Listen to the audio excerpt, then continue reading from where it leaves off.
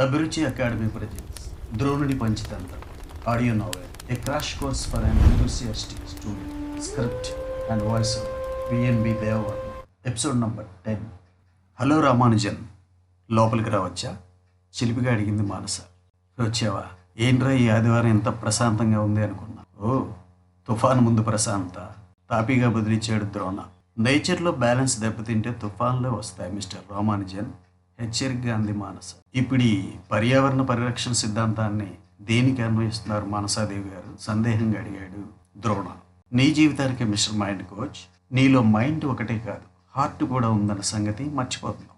మెదడికి మేత వేయండి అని చాగంటి వారి ప్రవచనాలు చెప్తావు బాగానే ఉంది, కానీ హృదయానికి కూడా మేత వేయండి అని చెప్పే గరికపాటి వారి ప్రవచనాలు కూడా వినునాయన అంటూ ఎదురుగా ఉన్న సోఫాలో పద్మాసనంలో కూర్చొని యోగినిలా ఆశీర్వదిస్తూ సాగింది మానస.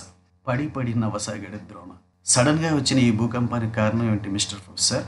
ఆ ఫౌజు నీకు సూట్ కాలేదు మిస్ మానసాదేవి. నువ్వు యోగాలో ఉన్న యోగినిలా లేవు, నా తపస్సు పాడు చేయడానికి వచ్చిన ఓర్వశిలా ఉన్నావు. ఎగ్జాక్ట్లీ మిస్టర్ మ్యాథమెటిషియన్, నీ తపస్సు పాడు చేయడానికే వచ్చా. యు ఆర్ వెల్కమ్, స్మార్ట్ గా జవాబిచ్చాడు ద్రోణ.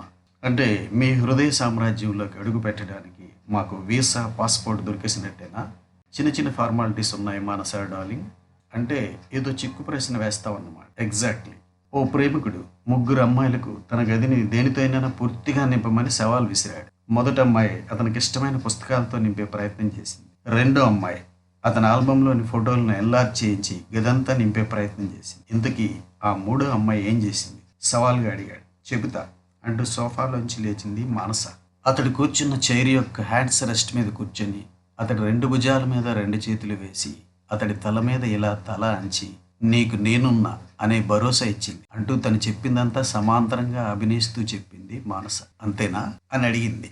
ఎగ్జాక్ట్లీ. ఆ అమ్మాయి తన ప్రేమతో ఆ ప్రేమికుడి గదిని నింపేసింది. స్వయంవరంలో అతను గెలుచుకుంది. ఆ 3వ అమ్మాయే అంటూ ఏదో అనబోతుండగా ఈ మానస పూర్తి చేసింది మానస. ఇద్దరూ నవ్వుకున్నారు.